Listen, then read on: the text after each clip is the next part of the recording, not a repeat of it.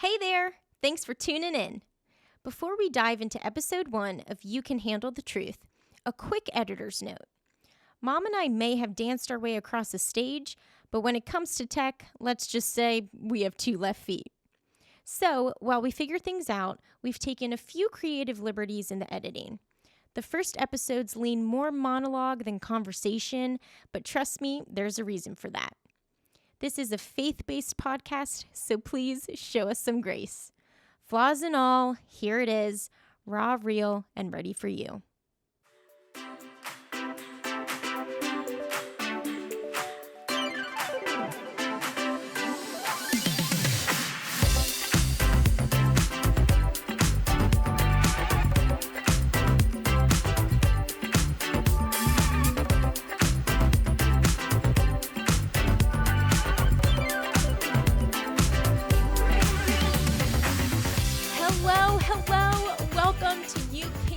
The Truth, the podcast where we dive headfirst into the twists, turns, and surprising stories of life, and more specifically, the Christian experience.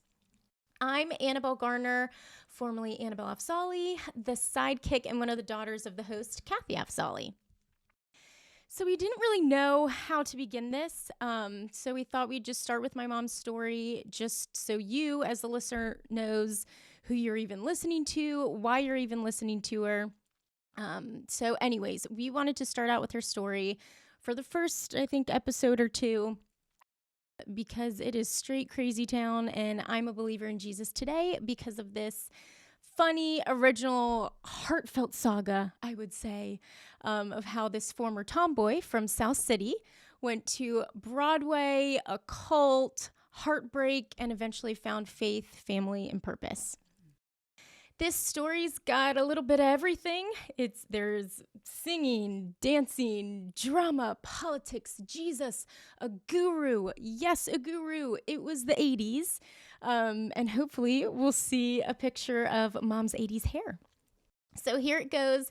Episode number 1 of You Can Handle the Truth with Kathy Afzali. Let's begin, Mom. Well, you made it sound so exciting. I hope I can live up to the saga that it's going to be. But so here goes. I'm Kathy Afzali, and it was the 80s, and the guru had all the answers, or so I believed. So in the ashram, there were seekers who seemed to want what I wanted, the answers, the truth. Why am I here? Why am I alive? Who am I? I believe in God, but who is he? Or is it she?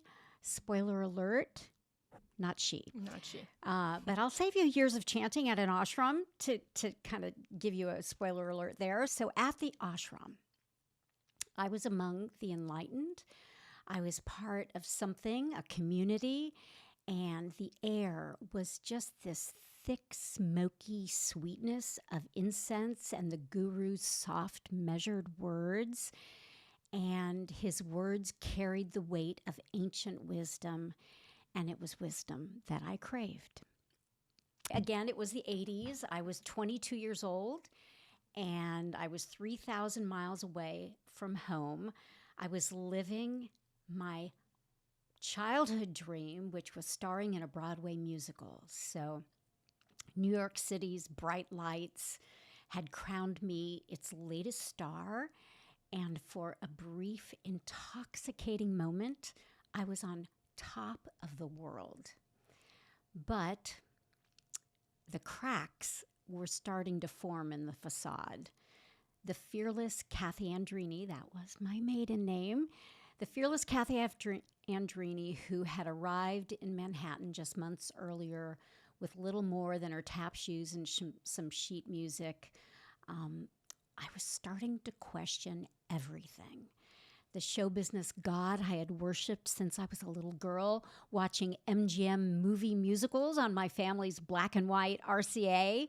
So, what was next? How did I get there? Also, how did I survive an era where spandex was fashion? Cute. Anyway, to understand how it all began, we need to return to my roots in South San Francisco, or South City, as the locals say. My dad was the son of Italian immigrants. his dad, Luigi Andrini, was the oldest of the Andrini brothers. They were a well-known 1920 vaudeville circuit group, and at one point they even opened for Al Jolson. For those of you who don't know Al Jolson, he was the most famous singer in the 1920s who made the first talking picture called The Jazz Singer. Yeah. I grew up with this stuff, folks. Don't feel like you missed out on something. It's just the perks of having Kathy F. Sally as your mother. Right. Perks or detriment, whichever which. But anyway, Depends on the day. It depends on the day. So no pressure, but live up to that, Kathy, introducing Al Jolson. So my mom, on the other hand, was the great-granddaughter of Revolutionary War heroes on one side and Mormon pioneers on the other. So I like to think my family was kind of a mix of vaudeville versus Little House of the Prairie, if that makes sense. And I was destined to either fight for freedom or put on a really great show, or maybe a little bit of both. Yeah, So and you did both. We'll get to that. we'll see. So I was born in the late 1950s. I know I look younger than that, but born in the late 1950s when women's rights were more of a suggestion and women's sports were just not a thing. So my mom and your generation, I think the young women, they don't realize how much things have changed just in my lifetime prior to Title IX, but that's another topic for another show. But my mom... She's older than she looks, folks. Well, thank you. It could be the lighting. I don't know. Thank you, crew, Kenneth and Mary Kate. So anyway, my mom was a homemaker, and my dad delivered bread for Kilpatrick Bakery in San Francisco. I don't think they exist anymore, but we were a classic working class family living in the beginning of the suburbs of the Bay Area. For those of you who are watching from the Bay Area, it's hard to imagine, but there were farms from my house in South City all the way to San Jose. It was nothing but orange groves and lemon trees. And Sierra Highlands was the name of our little suburb or our little neighborhood. And it just smelled like fresh asphalt and optimism. So there were 3 brothers before me, and my mom was so eager for a girl that she and my dad actually looked into adoption when, Mom got pregnant with me. Surprise, Kathy. So our house was boy central, and all I wanted to do was play ball with the boys on the street and be as tough as my friends, Rocco and Spike. Yes, Rocco and Spike. Those were the girls. So, and yes, we could play ball and we could beat up the boys. So that's when my mom decided to girl me up, and she put me in dance lessons when I was about 4 years old. And from that moment on, she decided that I was going to be a Broadway star. And like any kid who's told they are destined for greatness, it was me all in. And I mean, who doesn't want to dance their way to stardom instead of doing their homework? So our neighborhood, San Felipe Avenue, was a patchwork of Italian and Irish, mostly Catholics. For a few summers, my mom sent me to stay with her Mormon cousins in Simi Valley. And my childhood was like a religious sampler platter. I don't know if sampler platter makes sense to your generation, but we had a little Catholic here, we had Mormon there, we had a dash of Jewish influence from across the street. There was even a Jehovah's Witness friend who dropped the bomb about Santa Claus. Thank you for the trauma, Belinda. So Dad tried to instill faith in us, but my mom was not the religious type. So she flat out despised religion. And while my dad's efforts meant sporadic church attendance, my mom was diving into the dangerous world of mysticism and the occult when I was a girl. And so this is was a foreshadowing of my future cult adventures. But spoiler alert. Yeah. We have a lot of spoiler alerts early on, don't we? So we're really building this up. Yeah. Hopefully they haven't fallen asleep yet. But so meanwhile, the 1960s were happening. And our house in South City was about 20 minutes from Haight-Ashbury. For those of you who may not know what Haight-Ashbury is, it was like the epicenter of the counterculture. And when I say counterculture, it was like every movement that was happening in the United States was originating in San Francisco. So there was protesting, there was singing, everybody smelled like patchouli. You don't know what patchouli is. I have no idea what No, patchouli is. patchouli was like this musky smell. I think it was to kind of camouflage the pot smell. But anyway, everybody smelled. So my parents were products of the Depression and World War II, and they had no idea what hit them.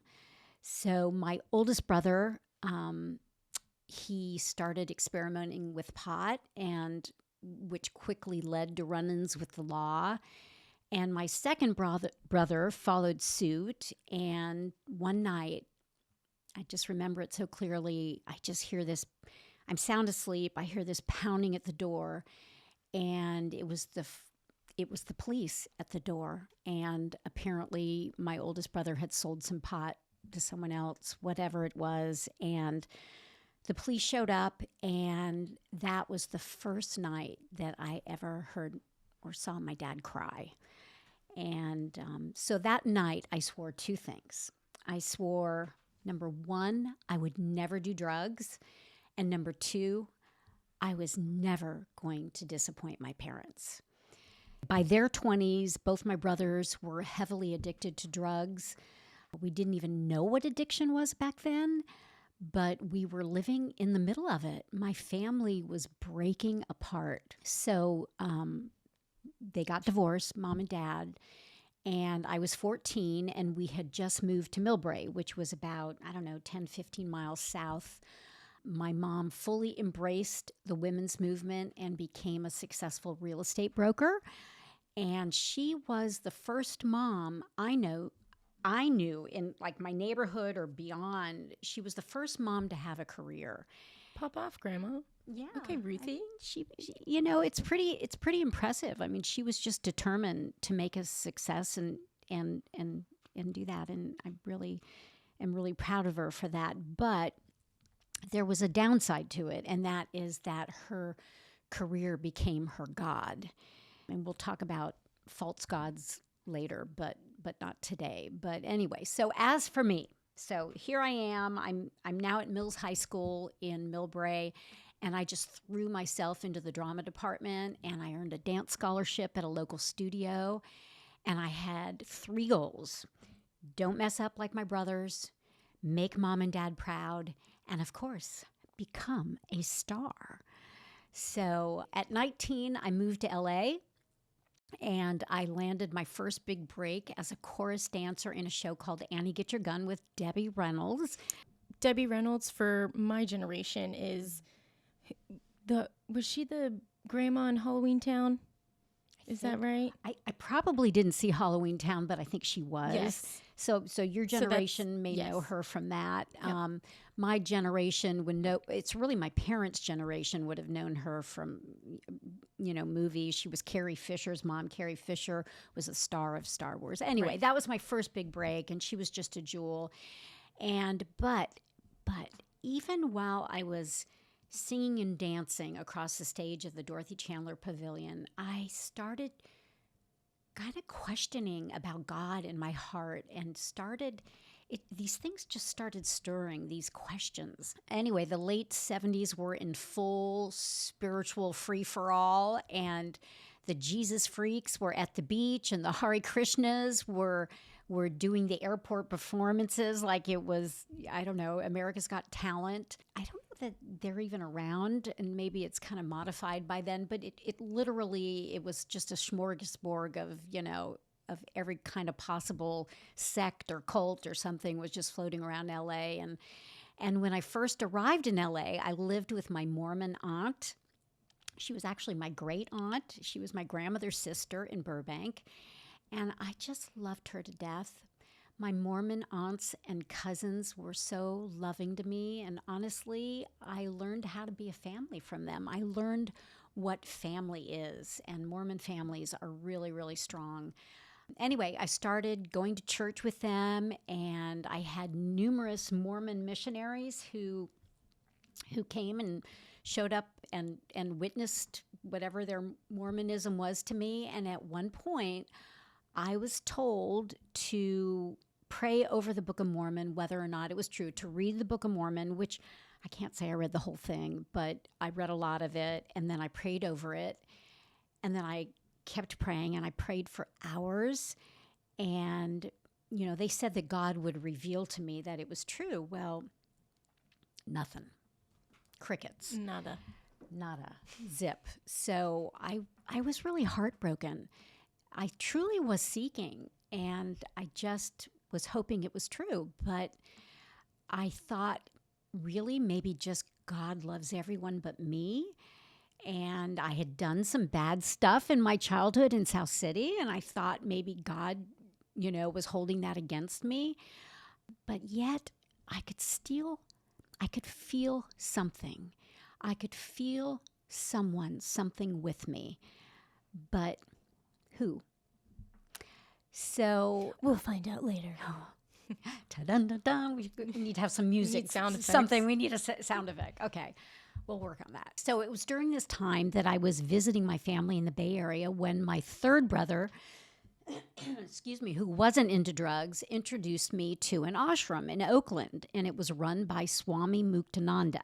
So everyone said that he was a living saint. I didn't feel anything, but I was told that it was apparently my blocked karma that was my issue. So, and sure, that's really convenient. So blame my past lives, you know, for not feeling anything. But, you know, so now the Mormons, I didn't feel anything. The ashram, I didn't feel anything. But now it was 1979, and I was about to move to New York City to audition for a Broadway show. And my mom was just crying her eyes out at the airport, and she was convinced I wasn't ready. And she wasn't entirely wrong. So what was the show? What was the audition? Well, that's the thing. So there wasn't a show or an audition yet.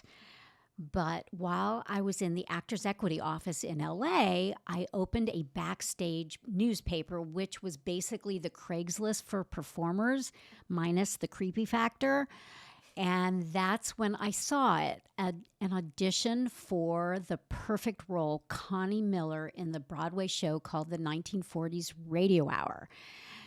The problem was that the newspaper was about a week or two old and the audition was over, but I just had this feeling. I had this kind of young, crazy, I'm fearless kind of feeling. So I packed my tap shoes, my sheet music, my questionable confidence, and I went home to the Bay Area to say goodbye to the folks and visit an ashram, and I hopped on the red eye from SFO to JFK. I don't know if they even have red eyes anymore, but in those days, you could fly overnight. Pan Am, those of you who are baby boomers, you might remember that airline. So I arrived the next morning in Manhattan at it was like 5 a.m. or something. And I had a sublet.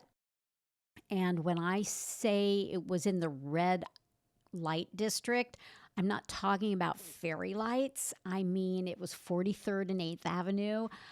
And there were prostitutes, there were porn shops, and everything your mother's just prays that you're never going to see. But I didn't care. I was in the Big Apple, and anything felt possible. So I dropped my bags at the sublet, and I called a New York agent that was recommended by my LA agent, and the agent told me to come to her office immediately. So I just freshened myself up, and a few hours later, I had an agent. And how's that for a New York minute? I mean, everything in New York just was happening so fast. So my first request of the agent was to get an audition for the 1940s Radio Hour. That was closed. That was not auditioning anybody, right? So she called the casting director, which was very gracious of her. So she called the casting director, and anyway, he said that the role had already been cast, but to drop by and leave to say hello and leave my picture and resume. So I don't know how I figured out where his office was because I'd never been in New York, but I just started walking. I was feeling like the star of my own movie, walking through the streets of New York. But anyway, when I got there, the door was locked. So I knocked. Nothing. So I knocked again. Nothing. So I'm like knocking on the door and I hear this voice inside say, "What do you want?" And I said, "Well, hi, I'm Kathy Afzali," or Kathy Andrini. Sorry, it was Andrini back then. And I'm here, about that role of Connie Miller, 1940s radar. Put your picture and resume under the door. So I was so jet lagged and so angry and so insulted and just kind of demeaned. And so I slipped my picture and resume under the door, but I remember thinking, you just wait, Vinnie Liff. I'm going to get this part. So did you get the part? Well, spoiler. Wait, just okay. spoiler. No, okay. no spoiling. So See, I there's know more this to story. It. That's why you know this story. From that point, I just started auditioning for everything: TV commercials and sitcoms and movies and everything. I just was auditioning and going to everything, and I just felt so alive, and it was so much fun. And I was in New York City, and every week I would buy that Backstage paper. They had newsstands. I don't even know if they even have them in New York anymore because everything's online. But every week I'd go get the Backstage paper, which would have all of the audition. And sure enough, like my second or third week, I open up the paper, and there it is. It said, "Open call, the role of Connie Miller has not yet been cast." So explain what an open call means. Okay, an open call means that anybody can audition. Your plumber, the turnstile operator, your Aunt Theora. It's like, it's open to anybody. Anybody. So I get to the audition early in the morning, and there's about 400 girls there. And I just started looking around the room and looking at all the girls there, and just this feeling. I was like, I have got this. I'm going to get this part. I wish I had that confidence looking in a room of 400 honestly, girls. It wasn't that confident, and you should be confident because you're beautiful and smart and wonderful, but that's a mother talking, of course. Mother talking, yes. So that day, the audition, I sang and danced my heart out, and I got it. So as I left the audition, something had changed, and it was that quiet knowing, like a whisper in my soul, that somehow I knew there was a God, and He was with me, and I didn't know who He was, but I wasn't alone in this crazy world. So people don't just land a Broadway show their first month in New York. You guys have to understand that. That is unheard of. So here's the thing. I'll kind of go over these things later, but I wasn't even that talented. I mean, I'm not just saying that. She's being modest. It was just the perfect storm for me to get that part. And there's a lot of impossible things that have happened in my life and that have happened in our lives, in our families' lives. And yeah. Yeah, I've heard this story a million times, and it doesn't get boring, but I know we're biased, so maybe it's boring to everyone else, but it's not boring. It's not. So, all right. So the 1940s Radio Hour opened to mixed reviews, and it closed in 3 months. Welcome to show business. During the rehearsals for the Radio Hour, I moved into a women's residence on the Upper West Side. It was run by a charitable organization, and I don't remember the name of them, but they were really wonderful. I think it was the Purple Heart, and it was safe, and they served breakfast and dinner. And sure, I shared a bathroom with 15 other women, but dang, I was on Broadway, and you just kind of, when you're young, you just kind of roll with it, right? So the residence, the women's residence, was about 2 or 3 blocks from the Manhattan ashram of Swami Muktananda. So while I was on Broadway, I started going to meditation and chanting sessions, still hoping to get to know God. Here's the thing.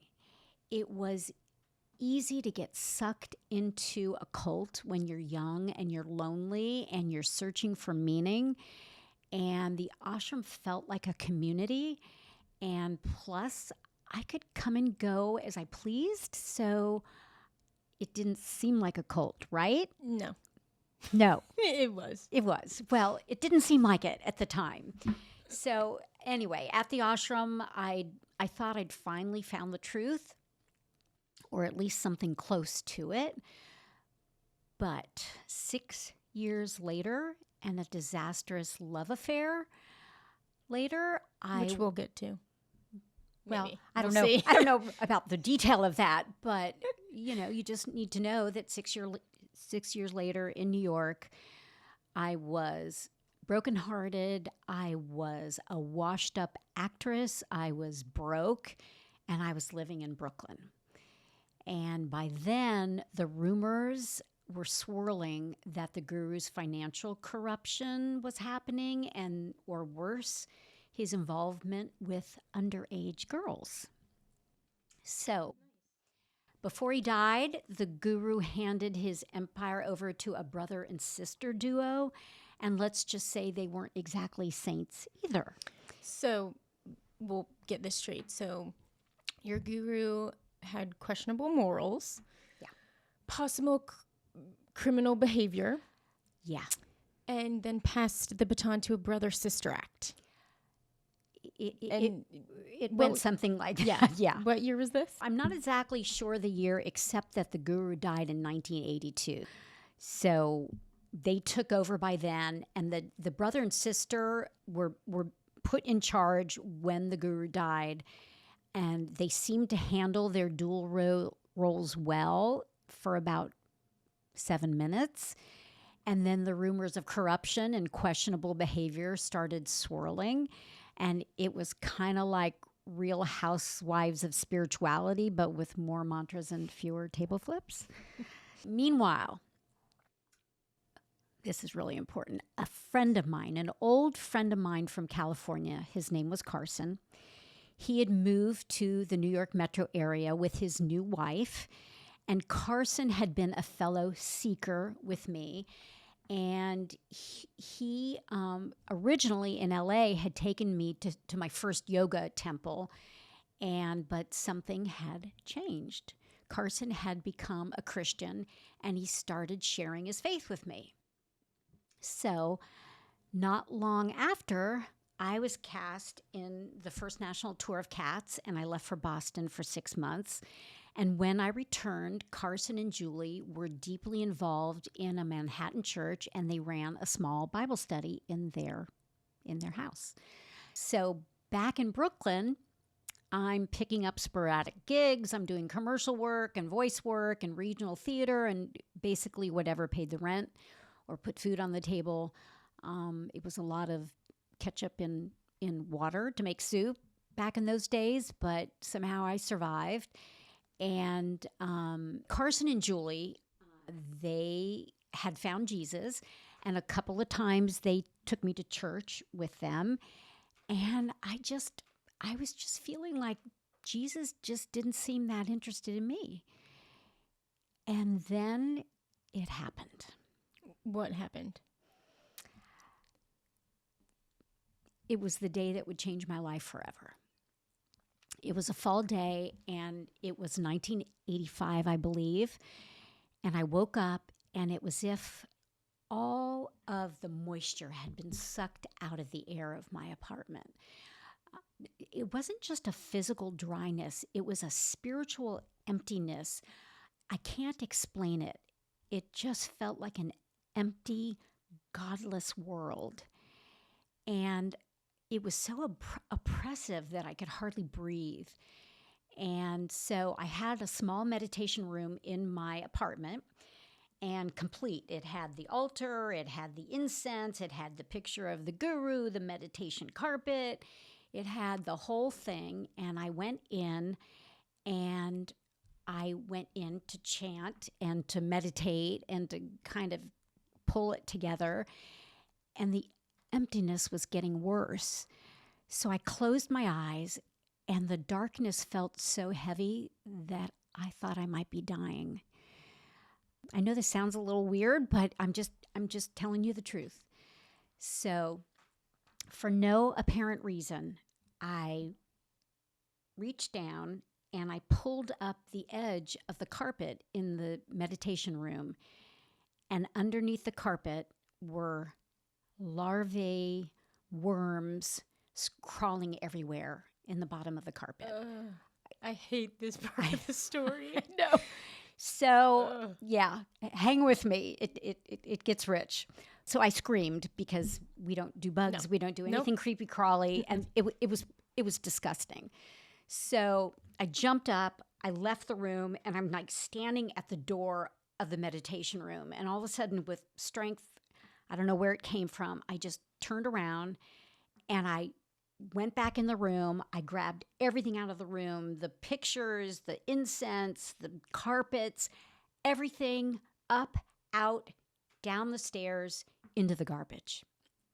And so when I got back to my apartment, my heart was pounding, just coming out of my chest like a drum solo. And then the phone rang. And yes, we had landlines back then. I know that's hard to imagine. It was just wild, crazy times, phones attached to walls.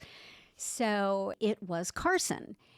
And he said, "How are you doing?" And I was like, "You are not going to believe this." And I told him the whole story. And so Carson listened carefully. And then he said something that just totally stopped me in my tracks. He said that his Bible study, his group had met the night before, and they spent a significant amount of time in their Bible study praying for my freedom from deception and for my salvation. Whew. I hung up the phone, and something inside of me shifted. So I didn't know what salvation was, but I knew something monumental had just happened, and I knew something else, that I was never going back to the ashram. So then the phone rang again, and it was someone from the South Fallsburg ashram. There was an emergency meeting in South Fallsburg happening that day. First of all, I didn't even know that the ashram had my home number, which is kind of even creepy in and of itself. But all the devotees needed to attend this important emergency meeting. But I was never going back to the ashram, or was I? Dun, dun, dun, dun. So you may be wondering, what does salvation even mean? Don't worry, we will explain it in the next episode. But for now, let's just say God went full force on Mom to get her attention. Big time. Yes. Yeah. So we hope you'll come back and join us for episode 2 to hear the rest of Mom's story. I believe there's more. It involves more drama, a whole lot of Jesus, and possibly a perm. Well, you're going to have to pull out some interesting pictures of my hair from the 80s. Oh, I have them. You have them? Okay, ready to go. Is this going to be blackmail? I'm not sure. But anyway, so here's what I know.